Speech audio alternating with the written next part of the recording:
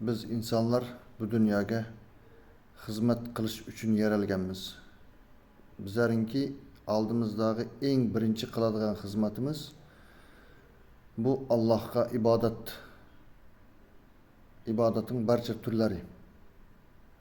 Biz bajarishimiz kerak bo'lgan birinchi narsa. Ikkinchi narsa, biz odamlar uchun yo'l qurishimiz mumkin.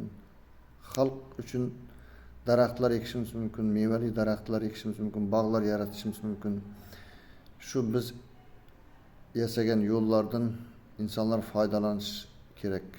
Biz ekkan daraxtlardan, hasharotlardan tortib ta insonlargacha hamma narsa foydalanish kerak. Uchinchi, biz qiladigan xizmatimiz yaxshi farzand tarbiyasi bilan shug'ullanishimiz kerak. Taki bizlardan keyin biz qoldirgan farzandlar xalq uchun yaxshi ishlar qila oladigan farzand tarbiyasi bilan shug'ullanishimiz kerak. Bu bizlarinki uchinchi xizmatimiz. To'rtinchi xizmatimiz bor bizlarinki, barcha insonlarınki.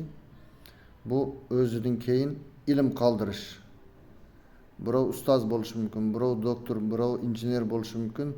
Qaysi kasbni egallagan bo'lsa, o'zidan keyingi avlodga kitob yozib bo'lsin yoki boshqa shogird qoldirib bo'lishi mumkin, o'zidan keyin ilm qoldirish.